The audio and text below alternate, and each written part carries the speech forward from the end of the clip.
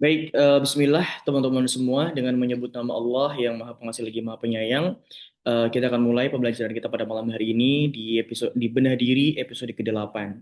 Fokus kita pada malam hari ini akan membahas tentang luka mengubah kita. Nah, kita akan coba bahas dari sisi psikologi dan kita akan coba lihat apakah memang luka itu bisa mengubah kita, dan kalau misalkan luka memang itu diciptakan atau dimaksudkan untuk mengubah kita, lantas mengubah yang seperti apa, dan Allah menginginkan kita berubah seperti manusia yang seperti apa begitu. Nah, tentu kita akan bahas pada malam hari ini dengan 5 slide ya, seperti biasanya di Benar Diri selalu ada 5 slide yang akan kita bahas. Bismillah teman-teman semua, kakak izin untuk share screen. Silakan disimak, apabila nanti ada pertanyaan silakan ditanyakan di sesi tanya jawab ya, dan apabila nanti mungkin masih bingung bisa ditanyakan lagi di sesi berikutnya seperti itu. Dan seperti biasa di sesi tanya jawab nanti itu akan ada satu pertanyaan untuk satu orang, dan apabila teman-teman mungkin memiliki pertanyaan-pertanyaan yang lain silakan ditanyakan di sesi-sesi berikutnya apabila memang ada kesempatan. Begitu ya. Bismillah teman-teman, kakak izin untuk share screen terlebih dahulu.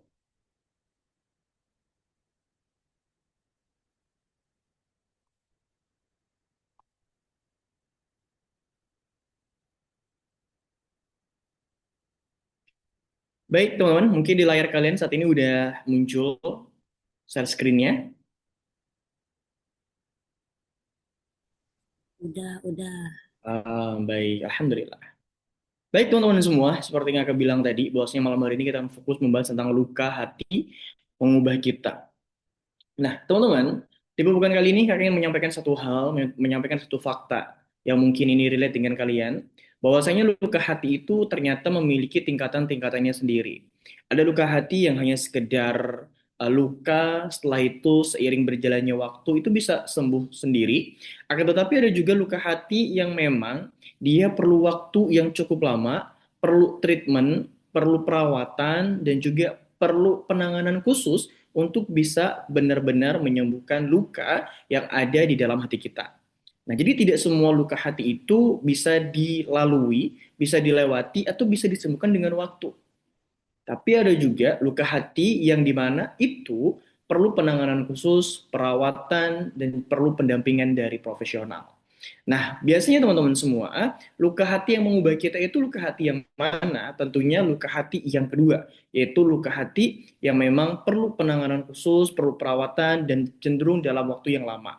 Sebenarnya keduanya sama-sama berpotensi untuk bisa mengubah diri kita. Yang mungkin dari tadinya kita adalah orang yang positive vibes gitu ya, riang gembira, tapi ketika disakitin, kemudian timbul luka di dalam hati, itu mengubah kita dari jadi pribadi yang murung, pribadi yang cenderung diam, dan bahkan acuh tak acuh serta apatis terhadap lingkungan yang ada di sekitar kita.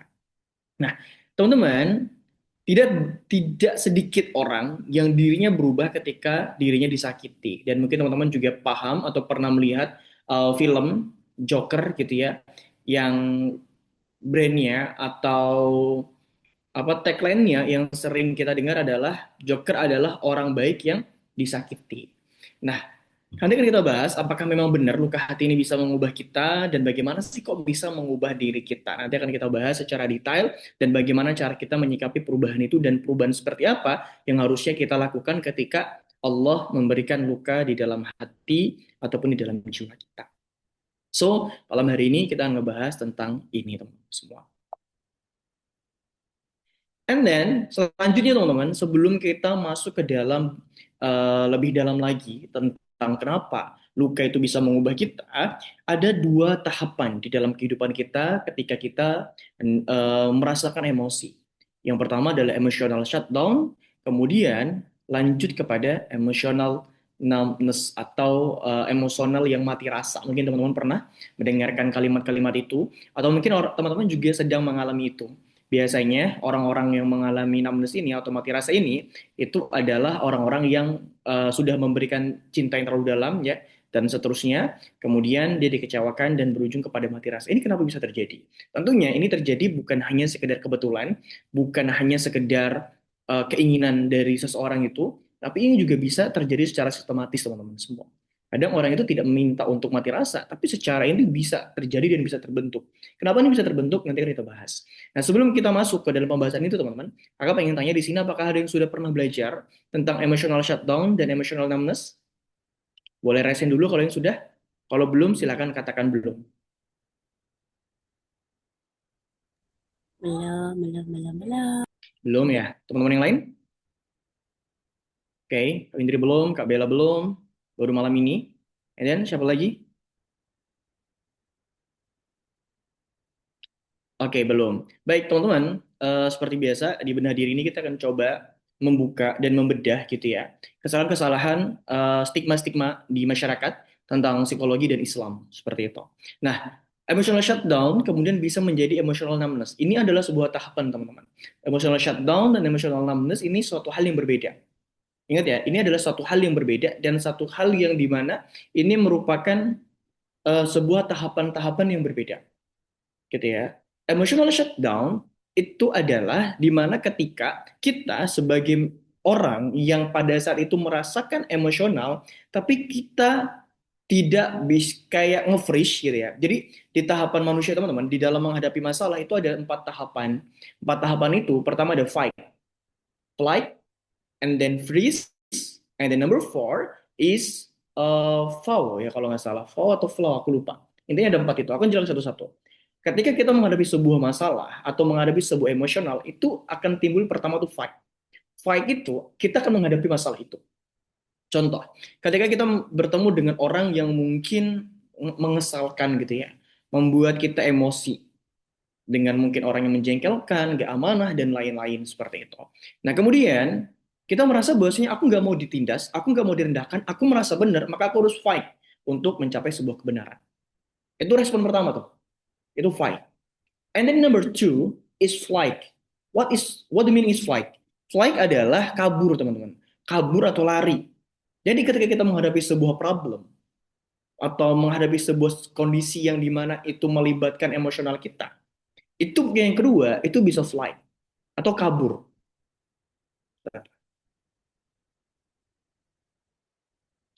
Kita belum masuk ke red flag dan lain-lain, teman-teman. Ini kita masuk emosional yang otomatis, yang sistematis, yang muncul di seluruh manusia.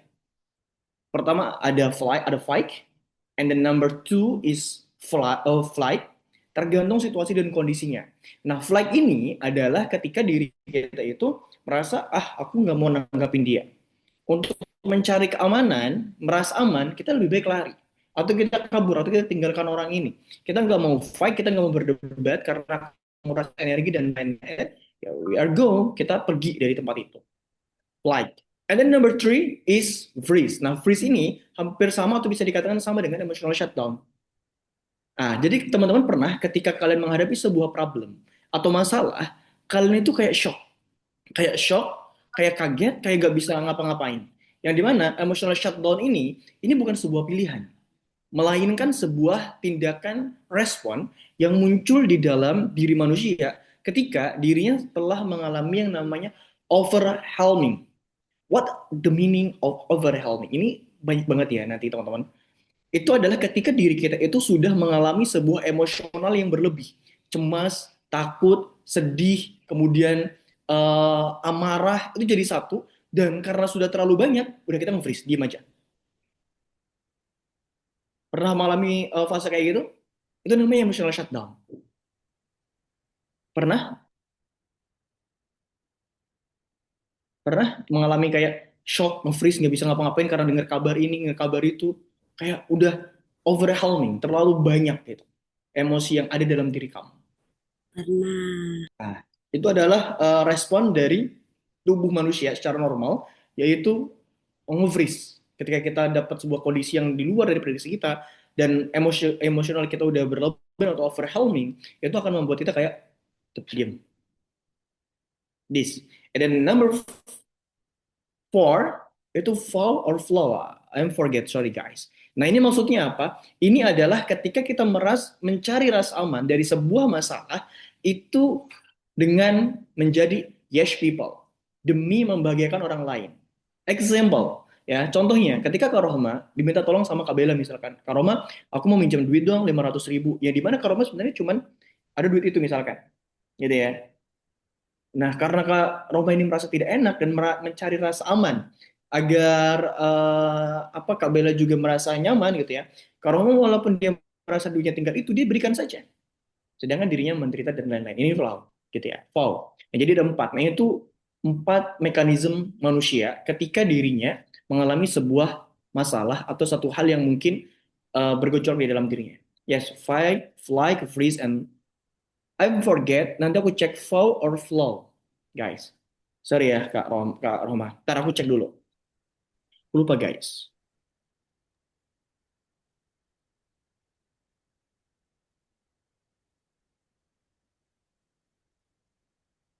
Catatan aku mana ya?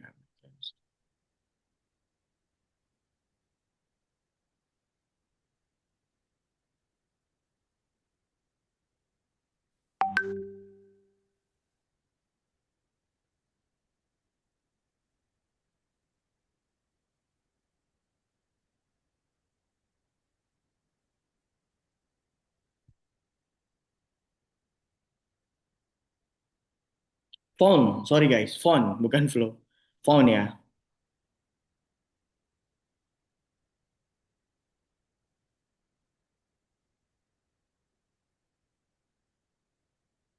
Ya, phone itu lebih kayak yes people. Yes people tuh like if you ngerasa terancam dengan seseorang, kamu akan memberikan semuanya kepada orang itu asalkan orang itu mau berdamai dan kamu merasa aman. This phone. Jadi ada empat mekanisme, fight, flight, and then after the freeze, and then phone. Yes, itu ya guys ya. Nah, teman-teman semua, kita membahas saat ini itu di freeze atau emotional shutdown. Itu ketika kondisi kita itu udah overwhelming banget, kita udah terlampau capek, udah terlampau emosional, kita nggak bisa ngapain. That's I'm very aja. Nah, kemudian ketika emosional shutdown ini, ketika kamu harusnya sedih atau kamu marah itu di shutdown secara terus-menerus, berkelanjutan selama berhari-hari atau berbulan-bulan, maka berujung kepada emotional numbness. What the meaning of emotional numbness itu sudah katakan inilah emosi atau ketika teman-teman itu merasakan mati rasa, mengalami mati rasa. Paham ya? Nah, jadi emotional shutdown yang berkelanjutan, yang terus-menerus, yang tidak ditangani, yang tidak dirilis, yang tidak mendapatkan perhatian dari teman-teman semua, itu akan mengakibatkan emotional numbness atau mati rasa. Make sense? Masuk akal ya? Mungkin kemudian teman-teman paham. Oke, and then after that teman-teman semua, kalian mungkin pernah mengalami mati rasa atau tahu ya beberapa orang yang sering lewat di FYP maybe dia selalu kata kayak aku ingin pacaran atau aku ingin jatuh cinta tapi aku mati rasa kayak gitu yang sering lewat di FYP gitu ya. Dan kenapa mati rasa itu terjadi? Yes, this is emotional shutdown dia ketika pacaran gitu ya dia udah memberikan semuanya tapi dia terus dikecewakan, dia disakitin, dia berujung kepada apa? Yes, mati rasa. Nah, pertanyaan selanjutnya adalah ketika emotional numbness ini sudah menjadi apa ya, udah melekat di dalam diri seseorang, apa yang akan dirasakan? Tentu dia tidak akan merasakan apa-apa. Dia tidak bisa merasakan sedih. Dia harusnya bahagia ya dia biasa aja. Harusnya dia dengan kejadian itu normalnya orang itu nangis tapi orang itu ya biasa aja. Ya, dia mati rasa. Nah, teman-teman harus bisa membedakan. Ketika kita mengalami itu, ini sebenarnya kita kuat atau kita mati rasa gitu. Nah, stigma yang terjadi di masyarakat, teman-teman semua, ya, selalu dikaitkan ketika kamu tidak merasakan emosional, kamu tidak nangis, ya, atau kamu tidak marah, atau kamu tidak sedih, itu seringkali dikatakan you are strong, you are strong people, but ya itu belum patokan. Bisa jadi kamu bukan kuat, tapi kamu udah mati rasa, kamu udah banyak banget mengalami sebuah kejadian, emosi kamu jadi mati rasa. Nah, padahal ketika sedih, nangis, ketika memang harus nangis, itu bukan tanda kelemahan, tapi adalah sifat manusiawi atau bukan fitur bisa dikatakan apa ya? Memang secara sistem gitu ya, dan tubuh manusia untuk nangis dan itu sangat-sangat wajar. That's it gitu ya. Kamu harus paham hal itu. Nah, kita coba refleksi ke diri kita dan lihat lingkungan kita. Kita selama ini tuh nggak nangis tuh karena kuat atau karena udah mati rasa. Nah, orang-orang yang mati rasa inilah yang sering mungkin teman-teman lihat orang yang dingin kayak kulkas orangnya gitu ya. Cuek banget, near empathy, ya kayak gitu-gitu. Mungkin di beberapa karakter film teman-teman pernah lihat karakter-karakter yang seperti itu ya. Kayak jagoan-jagoan kan biasanya mati rasa gitu-gitu. Nah, gitu. Jadi apa mati rasa? Dia nggak strong, dia mati rasa. Nah, sampai satu ketika nanti di satu titik dia akan ngerasa kayak dia kosong, hampa, nggak bisa merasakan kebahagiaan, haru, mungkin nggak bisa merasakan kesedihan. Flat aja. Which is, hal itu tuh nggak baik ternyata untuk membuat kesehatan mental kita. Yang dimana kita itu seharusnya bisa merilis emosi kita. Kita bisa merasakan kebahagiaan. Ketika sedih kita juga harus bisa merasakan sedih. Sebagaimana layaknya manusia normal pada umumnya. Gitu. Nah ini sering terjadi. Jadi rasa sakit itu bisa mengubah kita. Dari seseorang yang tadinya riang gembira, kemudian menjadi orang yang apatis, cuek, kemudian nggak pedulian, kemudian dingin, dari orang yang hangat ceria, halo semuanya, selalu menyapa begitu ya. But if you have apa namanya luka, terus merubah kamu menjadi orang yang kebalikannya dari sebelumnya. That's fine. Gitu ya, mudah-mudahan bisa dipahami. Nah, lalu pertanyaannya adalah, agar emotional shutdown tidak berubah menjadi emotional numbness, itu gimana, Kak? Pertama, teman-teman, kita harus punya gini, emosi hadir itu kayak tamu. Ketika saat itu dia kamu tolak atau kamu shutdown bahasanya, kamu abaikan atau kamu freeze kayak sistematis gitu kan ya, itu suatu saat akan kembali lagi dengan bentuk yang berbeda.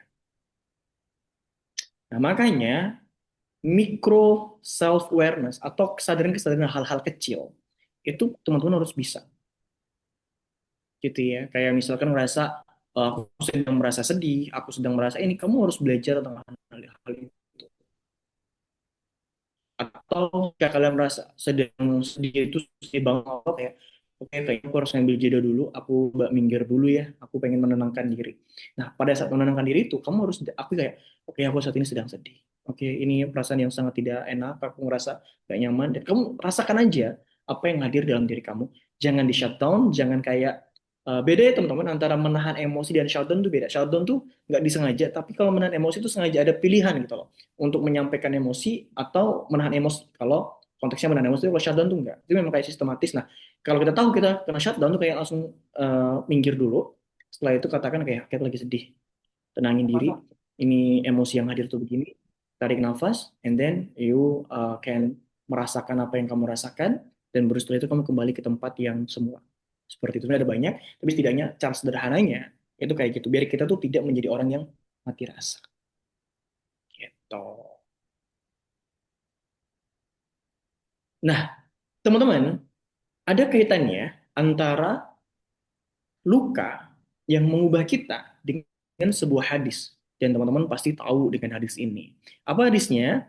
Tidaklah seorang muslim ditimpa keletihan, penyakit, kesusahan, kesedihan, gangguan, kegundahan, hingga duri yang menusuknya, melainkan Allah menghapuskan sebagian dari kesalahan-kesalahannya. Teman-teman, tadi kita udah ngebahas tentang emotional uh, apa shutdown and then emotional numbness and death. Sebenarnya apa kaitannya dengan ini Kak?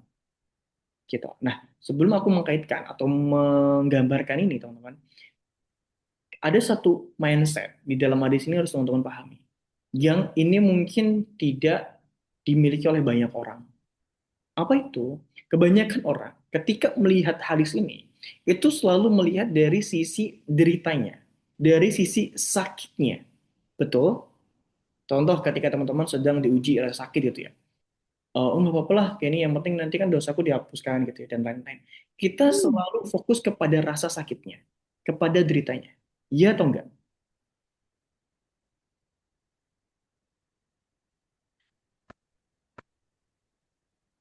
Iya kan? Kita selalu di hadis ini, ketika kita ingin mengartikan hadis ini atau ingin mengamalkan hadis ini, seringkali kita fokus kepada deritanya, kepada rasa sakit yang Allah berikan. Padahal teman-teman, hadis ini kita tuh bisa melihat dari sudut pandang yang berbeda. Dari POV atau point of view yang berbeda. Gimana Kak? Kita bisa melihat dari hadis ini itu dengan kasih sayang dan rahmat Allah. Nanti akan kita coba bedah satu-satu. Nah, kenapa bisa dilihat dengan kasih sayang dan rahmat Allah? Kita ngeliat dari sisi baiknya gitu ya, bukan dari sisi deritanya. Teman-teman coba bayangkan ketika kita sudah melakukan banyak dosa, kita melakukan banyak banget maksiat, kita banyak banget melakukan kezaliman, tapi Allah menurunkan atau memberikan rasa sakit atau luka atau kesulitan atau kesedihan, gangguan, gundahan dan lain-lain, gitu ya. Itu bukan karena Allah ingin menderita menyiksa kamu, tapi karena Allah ingin menghapuskan dosa-dosa kamu, ingin memperbaiki hidup kamu. Jadi nggak hanya fokus dari deritanya, tapi juga kita harus fokus kayaknya. Oke, di sini tuh bukan bukan berarti Allah jahat loh, tapi justru karena maha baik Allah, Allah apa ya, mengampuni dosa-dosa kita seperti apa yang disampaikan oleh hadis ini, gitu. Jadi jangan hanya fokus dari point of view deritanya saja, tapi kita juga harus fokus dengan, oh ini adalah kasih sayang Allah, kemahabesaran Allah, gitu. Nah, kemudian teman-teman semua, salah satu hal yang harus teman-teman pahami juga, tidaklah seseorang itu mengalami keletihan, penyakit, kesusahan, kesedihan, gangguan, kegunaan hingga duri yang menusuknya, melainkan Allah menghapuskan sebagian dari kesalahan-kesalahan. Ini ada satu POV juga atau tafsir yang lain berkaitan dengan gini teman-teman. Yang dimaksud daripada menghapus dari kesalahan-kesalahannya adalah selain memang menghapuskan dosa ya, dan itu pendapat jumhur ulama yang mengatakan itu, menghapuskan kesalahan-kesalahan adalah agar kita itu berubah, agar kita tuh berubah. Allah memberikan luka, Allah memberikan sakit hati, Allah memberikan rasa sedih. Itu kayak kita tuh biar belajar gitu loh dari kejadian-kejadian itu dan kita berubah. Kita berubah menjadi lebih baik lagi. Kita berubah jadi pribadi yang tidak sama dengan sebelumnya. Dan itu adalah perubahan yang harusnya kita lakukan. Gitu. Jadi bukan hanya sekedar menghapuskan dosa-dosa, tapi Allah ini ingin mengajarkan kepada kita bahwasanya oke, aku kasih luka agar kamu belajar dan kamu tidak terjun atau terjatuh di kesalahan-kesalahan yang sama seperti sebelumnya. Itu poinnya. Gitu ya. Nah, lalu gimana Kak dengan tiga slide di atas tadi gitu ya. Nah, teman-teman, apa yang kita bahas tadi ya berkaitan dengan hal ini, kebanyakan manusia itu ketika berubah, ketika dikasih luka, ternyata tidak semua itu berubah kepada pribadi yang lebih baik. Faktanya banyak, ketika Allah berikan luka, itu justru berubah sebaliknya, menjauh, menjadi pribadi yang apatis, menjadi pribadi yang tidak peduli, atau bahkan menjadi pribadi yang sama sekali berbeda daripada sebelumnya, yang mungkin sebelumnya taat, gitu ya, atau sebelumnya benar-benar dekat dengan Allah, tapi justru menjauh. Nah, kayak gitu. Padahal, maksud Allah ketika memberi sebuah ujian atau luka kepada kita, itu untuk kita belajar. Supaya kita belajar dari kesalahan-kesalahan kita, dari apa yang kita lakukan di masa lalu. Bukan malah berubah kepada hal yang negatif dan hal yang tidak baik. Nah, maka secara sistematis di dalam tubuh kita, memang manusia ketika dia mengalami lelah secara emosional atau luka gitu ya, itu akan cenderung untuk mengarah kepada perubahan yang negatif ketika kita memang tidak mengontrol perubahan itu. Ketika kita tidak sadar dengan perubahan-perubahan yang kita rasakan. Tapi alhamdulillahnya Allah memberikan kepada kita itu sebuah kemampuan. Kemampuan apa? Kemampuan untuk menyadari apa yang saat ini kita rasakan. Kemampuan tentang apa yang saat ini kita inginkan. Allah tuh apa ya, menghadirkan perasaan yang peka tersebut kepada diri kita. Yang seharusnya ketika mengalami itu kita bisa kontrol. Kita bisa arahkan ke hal-hal yang positif begitu. Dan faktanya memang tidak semua orang itu menyadari akan hal itu teman-teman. Gitu. Ya.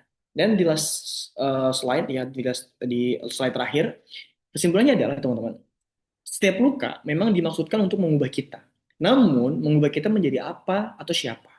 Tentu bukan mengubah kita menjadi sosok yang mati rasa, apalagi monster gitu ya, tetapi menjadi manusia yang lebih bijaksana sehingga kita berhasil menjalani hidup yang sepenuhnya bermakna, life to the fullest, entah di dunia maupun di nanti di akhir. Begitu. Jadi memang setiap luka itu memang dimaksudkan untuk mengubah kita. Tapi bukan untuk mengubah kita menjadi pribadi yang buruk. Bukan untuk membenarkan untuk kita berubah menjadi pribadi yang negatif. Justru luka itu harus membuat kita menjadi pribadi yang lebih baik lagi. Kenapa? Karena harusnya kita bisa belajar dari apa yang kita alami, dari apa yang membuat kita menderita, atau dari apa yang membuat kita terluka di masa lalu. Gitu. Ya. So, teman-teman semua, di pertemuan malam hari ini, mudah-mudahan kalian bisa mengambil benang merahnya berkaitan dengan apa yang kita bahas di malam hari ini. Jadi kita udah bahas tentang emosional apa tadi? Oh, shutdown and then emotional numbness ya, atau sebuah mekanisme di dalam tubuh kita tentang bagaimana kita bisa mati rasa. Setelah itu juga kita udah ngebahas tentang agar bagaimana kita tidak mudah untuk mati rasa, yaitu dimulai dari micro self awareness ya, atau kesadaran diri dari hal-hal yang kecil. Dan kita bahas sebuah hadis dan kesimpulannya adalah setiap luka memang dimaksud untuk mengubah kita, namun bukan untuk mengubah kita menjadi pribadi atau sosok yang jahat, sosok yang dingin, sosok yang mati rasa, atau sosok yang seperti Joker begitu ya, menjadi seorang kriminal, tapi justru harus membuat kita menjadi manusia yang lebih bijaksana, ya memaknai kehidupan dengan benar, kemudian memiliki orientasi kehidupan bukan hanya di dunia, tapi juga di akhirat.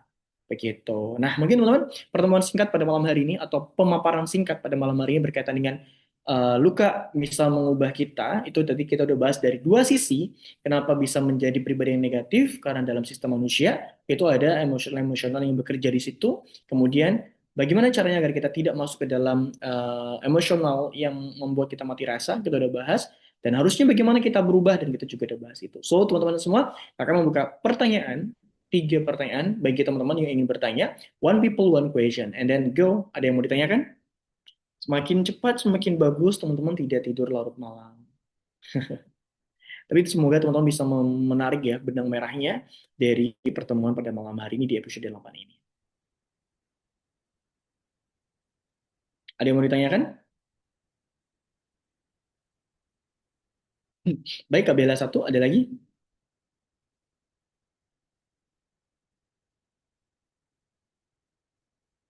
Ada lagi nggak?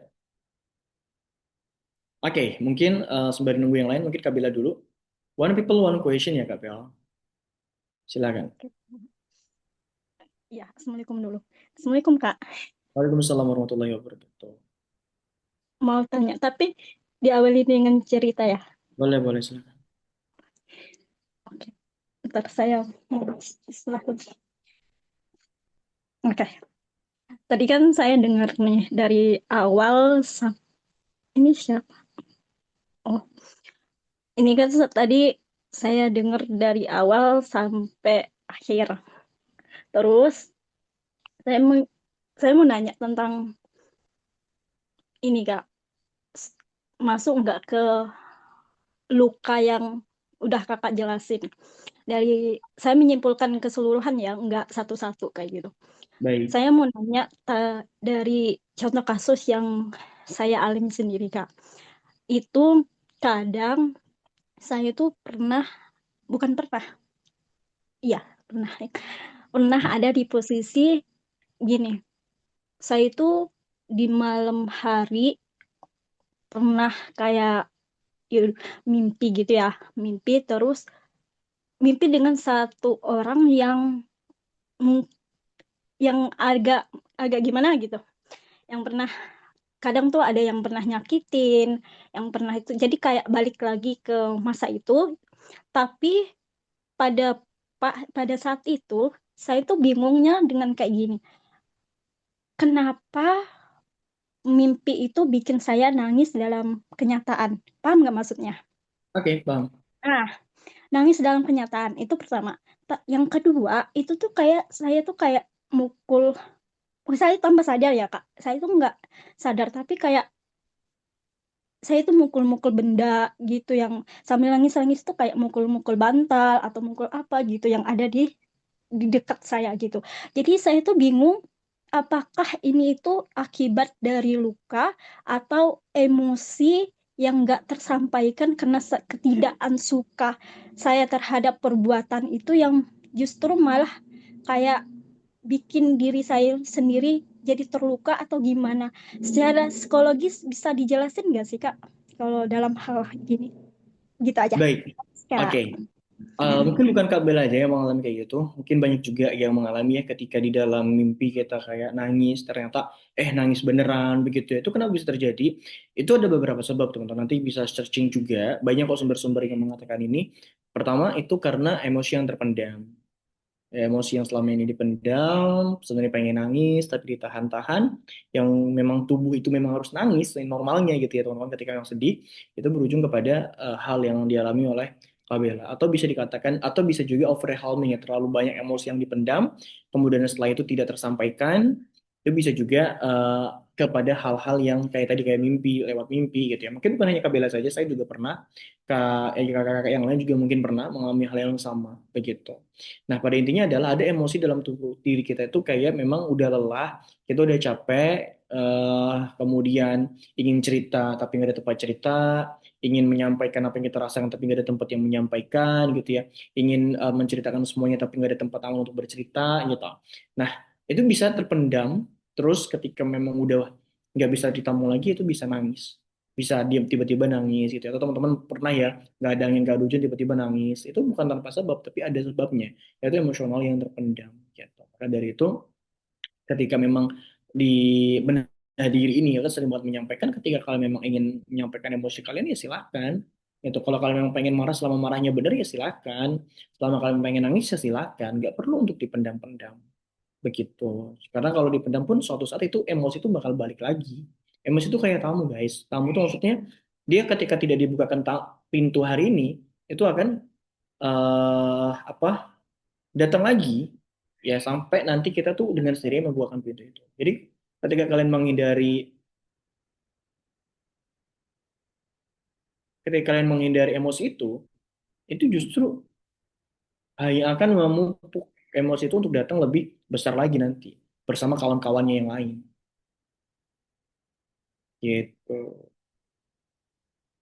Oke, ada lagi yang ditanyakan? Malu mau nangis karena sering dibilang kan udah gede masa nangis, that's, ini adalah stigma negatif di masyarakat.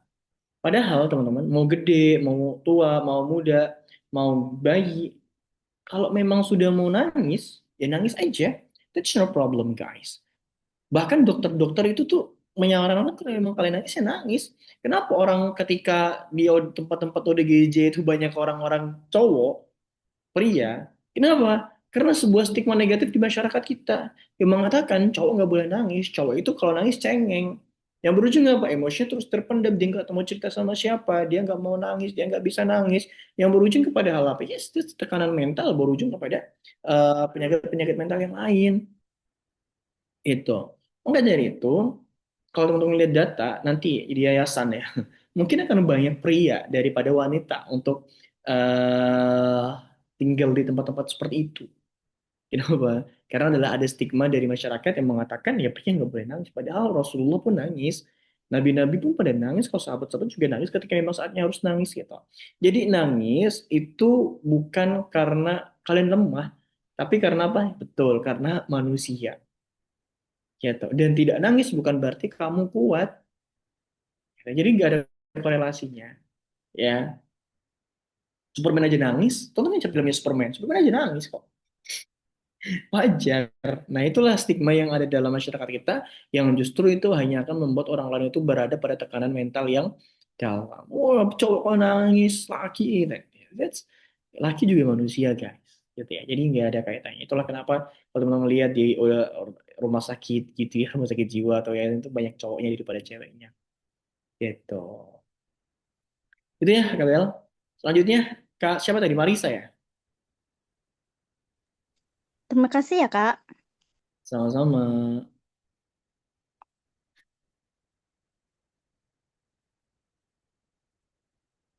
Kak Marisa mau cerita apa?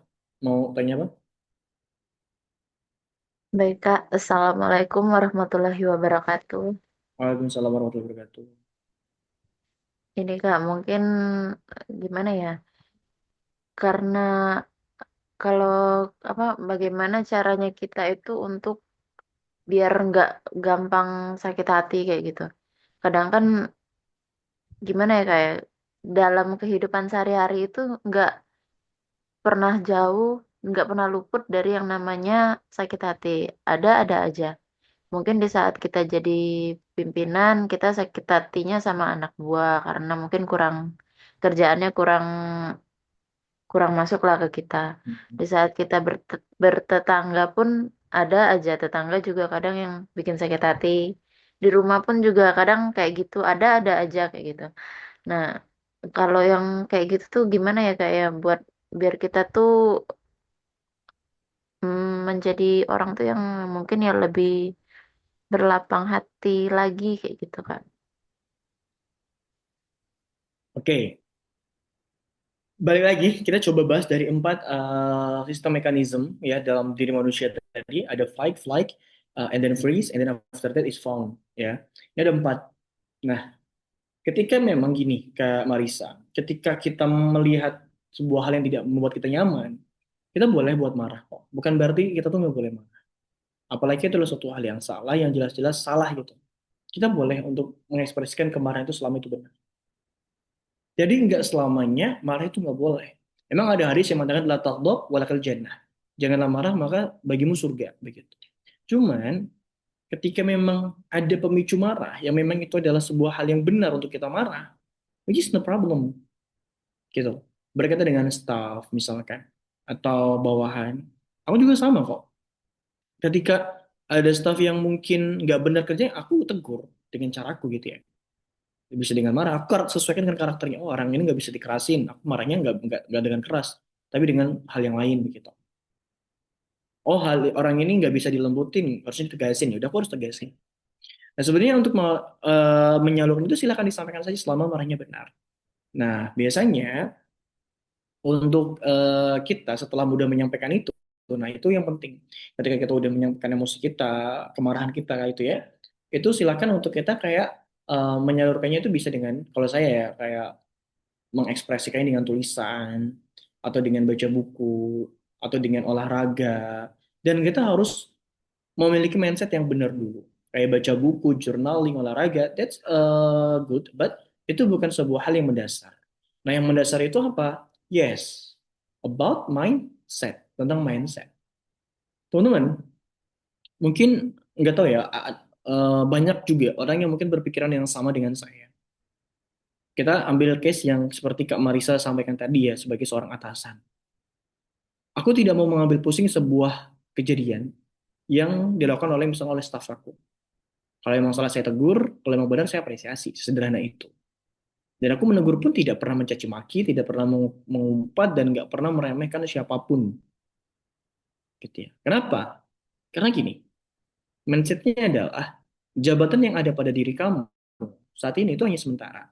Di luar ada kerjaan, kamu tuh bukan siapa-siapa. Kamu juga orang biasa.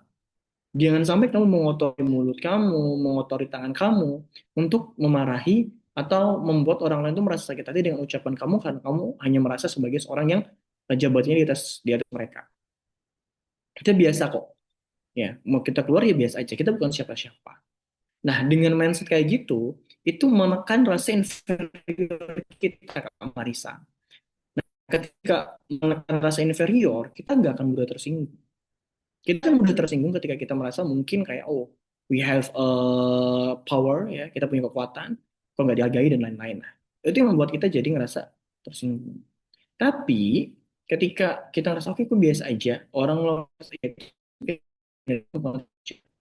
nah mungkin ini nggak tahu kamar juga memiliki mindset yang sama dengan saya atau tidak, tapi ini menurut aku sangat-sangat membantu sekali untuk menekan rasa inferioritas di dalam diri kita gitu. Sesekali muncul aku nih ini loh pimpinan loh sekarang begitu ya. Nah, tapi itu harus ditekan. Semakin kita memiliki ekspektasi yang tinggi dengan diri kita, ketika ada orang yang berusaha menjatuhkan, itu akan membuat kita merasa sakit dan merasa tidak aman gitu. Nah, kemudian yang ketiga ya adalah berkaitan dengan dosa dan pahala. Maksudnya gimana? Ketika Kamarisa merasa sakit hati dan udah menyampaikan keluh kesahnya, tapi ternyata mungkin ada omongan yang menyakitkan atau ada tindakan yang menyakitkan. Ketika memang sudah dirilis, sudah disampaikan, dan timbul hal-hal seperti itu, saya hanya berpikir ya, oke, aku nggak akan dihisap dari apa yang kamu ucapkan, aku nggak akan dihisap dari apa yang kamu lakukan, kamu dihisap dengan ucapan kamu sendiri, kamu dihisap dengan perbuatan kamu sendiri. Oh gitu. Saya berdebat dengan orang, oh mungkin dia itu memang nggak benar, ya udah, silakan, dosa ditanggung masing-masing. Itu aja. Kadang nggak harus selamanya fight gitu ya. Kadang kita juga harus fight. Tapi kita jangan terus fight. Kadang kita juga harus perlu untuk fight. Gitu. Jadi kita bisa mengambil porsinya sesuai dengan apa yang bisa kita lakukan pada saat itu. Gitu. Karena ketika kita selalu flight, flight, flight, kabur, kabur, kabur, or maybe found gitu ya, itu hanya akan melemahkan karakter kita. Gitu. Kita perlu juga untuk sekali fight. Tapi kita nggak selalu untuk fight, kadang sekali itu juga butuh flight. Tergantung situasi dan kondisinya. Jadi tiga hal itu. Pertama adalah tentang apa tadi? Ekspresikan saja, rilis saja emosi itu. Kemudian yang kedua tentang mindset. Kemudian yang ketiga tentang dosa dan pahala. Jadi selama bukan kita yang menyakiti orang lain, then it's okay. Gitu. Ya, tapi kadang kita juga harus fight untuk mempertahankan kebenaran, tapi nggak selalu untuk fight terus. Ya, kadang kita juga harus fight, harus kabur. Ya demi menjaga kewarasan kita. Gitu kan Marisa? Betul, Kak. Nah, eh, mau tanya satu lagi, Kak. Boleh? Wait, wait. Ada lagi yang mau bertanya nggak guys? Kalau nggak ada, Kak Marisa satu pertanyaan terakhir. Ada nggak? Mangga, oke. Silakan Kak Marisa. Last question. Mohon maaf ya, Kak, sebelumnya. Mungkin ini agak melencong. Tapi eh, masuknya ke sakit hati tadi sih, Kak. Oke. Saya punya saudara ya, Kak, yang ibaratnya tuh gimana ya? Mungkin agak keras atau memang sudah menjadi karakter. Hmm. Ini kan perihal warisan ya, Kak, ya. Hmm. Nah, yang Marisa tahu itu kan kalau warisan itu kan ibaratnya tuh eh, kalau dalam segi hukum Islamnya itu harus Hmm. menurut Islam gitu, dibagi menurut gimana ya, pembagiannya tuh ada hitungan Islamnya.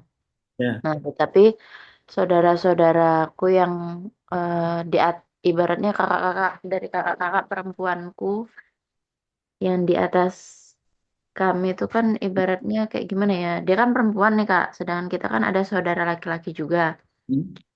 Nah, dan dia tuh kayak ibaratnya tuh kayak harus sesuai kesepakatannya dia, nggak mau nih. Sedangkan aku kan kerasnya nih kan mau sesuai Islam nih kayak gitu. Ibaratnya Sesuai mau syariatnya. ya sesuai syariat, mau gimana pun nanti kesepakatnya yang penting kan udah sama-sama tahu kayak gitu loh. Untuk yang saudara laki-laki juga bahwa Ya, betul. Oke. bagiannya sekian. Nah, tapi di balik itu atau apakah memang aku yang salah penyampaian atau memang saudaraku yang terlalu baper. Jadi kayak sakit hatinya tuh kayak menaun kayak gitu kalau sampai di blok, sampai kayak gimana ya kayak memutuskan silaturahmi kayak gitu. Padahal kalau di aku kan kayak ya gimana ya ya biasa aja gitu. Ya Hmm. udah kayak gitu. Ibaratnya aku tuh Itu cuma udah lama, itu baru. mengerem kayak gitu. Ya udah setahunan belakangan ini sih Kak. Tapi Semenjak pembagiannya udah clear. iya, nah itu pembagian pembagiannya tuh kayak ibaratnya tuh kesepakatan itu udah dirundingin sama kakak-kakak perempuanku yang dua. Nah, terus kita yang adik-adik tuh kayak udah tinggal kayak okein aja kayak gitu loh. Mau nggak mau tuh jadi harus kayak ditandatangani kayak gitu. Hmm. Sedangkan udah dibilang nih Kak, kalau ini nih nanti bakalan kayak gini loh. Nggak taunya gimana ya hasil yang didapat tuh juga jadinya hilang aja kayak motornya hilang, terus apa yang dibeli dari dapat uang itu juga maaf ngomong kayak nggak berkah kayak gitu deh Kak, kayak dicopet kayak apa gitu. Dan mereka tuh udah berkali-kali dapat teguran dan kalau kalau aku mau bilangin lagi kayak Kak sadar gitu. Ini kan udah mungkin menjadi teguran nih kayak gini. Hmm. Malah beliaunya malah sakit hati. Apa kayak gimana ya Kak bagusnya? Apa aku diem aja atau gimana ya? Tapi aku tuh ngerasa tuh itu saudaraku kayak gitu. Aku punya tanggung jawab buat memperingati juga kayak gitu. Oke. Em, Agak cukup rumit ya ke Marisa ya berkaitan dengan hal ini sebenarnya. Betul, Kak.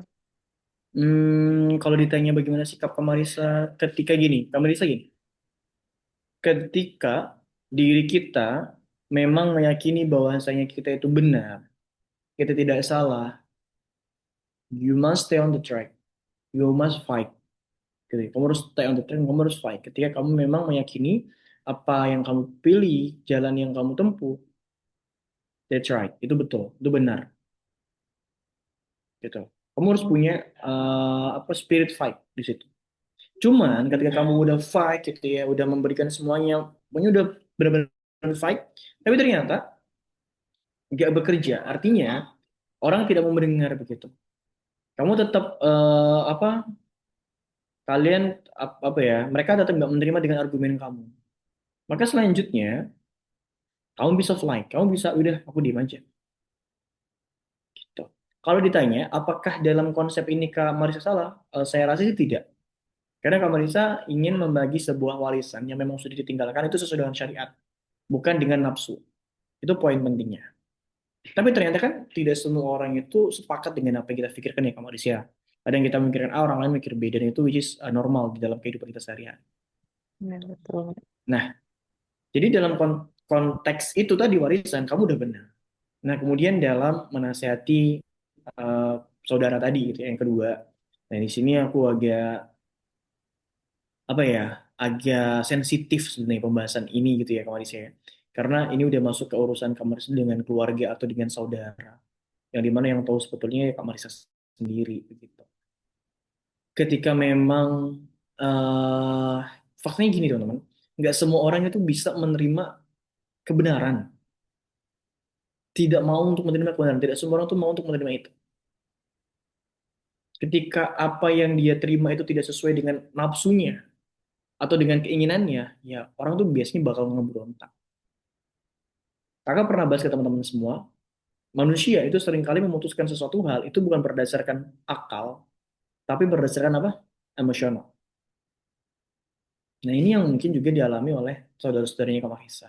Ketika dinasihatin, dia tidak menggunakan akalnya, tapi lebih kepada emosional. Jadi dia memutuskan satu hal itu karena emosional, which is no good ya, Kak Marisa ya. Nah, ketika kamu udah menasehatin seperti itu dan memang tidak didengarkan, ya menurut aku, you can flight, kamu bisa menepi sebentar, tapi tetap hubungan silaturahmi tetap dijaga, diusahakan dijaga gitu ya. Kemudian yang kedua, doa untuk orang tua, doa untuk saudara, itu kalau bisa terus dipanjatkan. Kita tidak bisa untuk merubah orang, hati seseorang kita nggak bisa. Yang bisa merubah itu Allah. Maka ketika kita merasa kita udah nggak sanggup gitu ya dengan mengubah saudara kita, atau mungkin pada saat kita ada keinginan untuk mengubah saudara kita, ya dari situ kita harus mulai melibatkan Allah untuk melembutkan hatinya. Gitu. Itu Kak Marisa. Gitu, Kak. Terima kasih Kak sebelumnya. Oke. Terima kasih Sama- banyak ya Kak.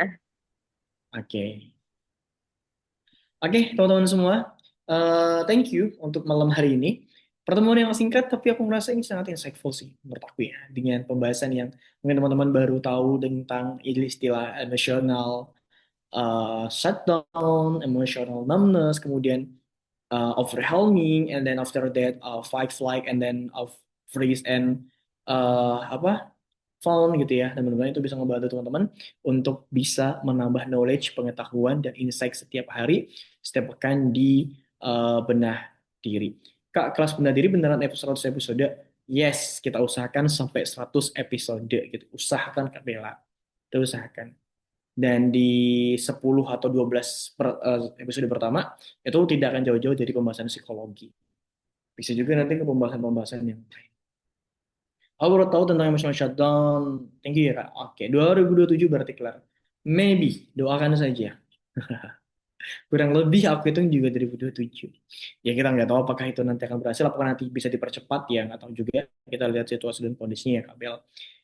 Jadi untuk di Benar Diri ini, di 12 episode ini, kita membahas banyak banget ya, mungkin teman-teman dapat istilah-istilah psikologi gitu ya, istilah-istilah tentang stigma-stigma masyarakat yang sebenarnya, oh ini salah gitu ya, secara fakta ilmiah gitu. Dan nanti setelah episode 12 kayaknya akan berubah kayaknya kita lebih kepada psikologi, mungkin kedepannya bisa ke mindset atau kepada hal-hal yang lain yang kita bahas di bedah diri ini. Itu pembahasannya nggak habis-habis terus episode bukan dikit itu. Yes, kan banyak. Ilmu tuh banyak, luas Kak Bel. Itu bisa belajar bareng-bareng. Baru sempat ikut episode ini. Kamu bisa cek di YouTube-nya Hype Indonesia. Itu udah ada episode 1 sampai dengan episode 7. Ya, tentang toxic parent itu seperti apa gitu ya. Dan banyak banget. Kemudian kita bahas di situ, teman-teman bisa cek di sana. Gitu ya. Saya mengusahakan untuk meringkas penjelasan itu seringkas mungkin agar ketika teman-teman menonton rekamannya itu tidak terlalu lama gitu ya. Jadi bisa benar-benar menyimak dengan baik gitu ya. Oke, thank you teman-teman untuk malam hari ini. See you next week. Dan teman-teman semua, mungkin kalian bertanya-tanya nggak sih kayak kok Senin sekarang nggak pernah ada sharing online gitu ya? Yes, Iya, Kak. Nanya itu. oke. Di tahun 2026 itu nggak akan ada sharing setiap pekan seperti itu. Jadi setiap pekan tuh hanya akan running di bedah diri sama dibacain. Fokusnya itu. eh Dan 2026 ini kita akan coba di sini di bulan Desember dulu. Sampai nanti mungkin fokusnya kita karena di 2026 itu akan fokus kepada mental health dan love gitu ya. Mental health dan cinta. Jadi nanti akan ada sharing online cuman nggak seminggu sekali tapi lebih pada sebulan sekali dengan memang profesional-profesional yang bergerak di psikologi gitu. Jadi mungkin kita akan mengundang psikolog, kita akan mengundang orang-orang yang pakar di situ, dokter mungkin juga bisa gitu ya, kita bisa undang tapi memang nggak setiap pekan gitu ya, tapi sebulan sekali setiap akhir bulan. Nah, kita akan running di tahun 2006, jadi kita lebih menguat, intinya ini 2006 itu lebih fokus kepada kualitas bukan kuantitas gitu ya, karena untuk hack selama 2 tahun ini itu udah cukup membangun branding di online gitu ya.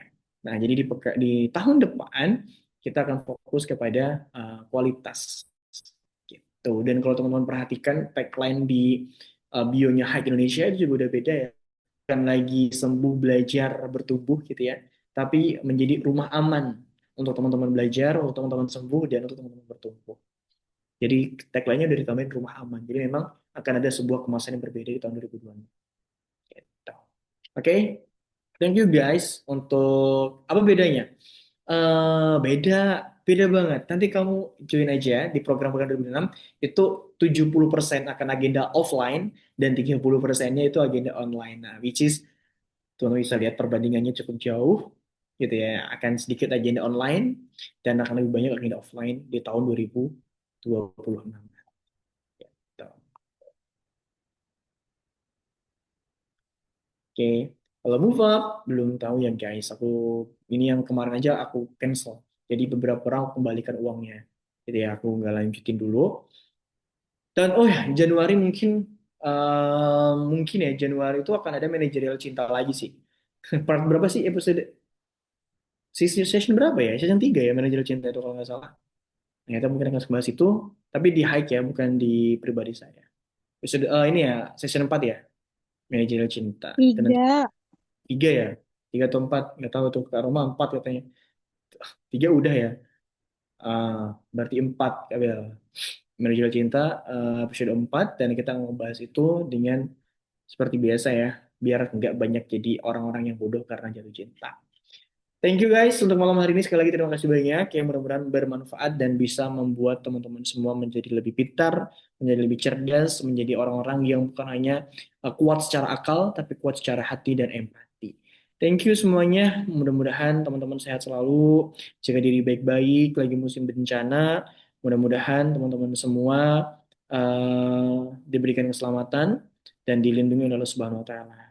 Jangan lupa juga doakan saudara-saudara kita yang ada di Aceh, Sumut, Sumbar. Semoga Allah jaga mereka, Allah berikan kelapangan hati, dan keluarga yang ditinggalkan diberikan ketabahan, serta orang-orang yang dipanggil lebih dulu oleh Allah. Semoga diberikan surga yang indah, surga yang baik bagi mereka.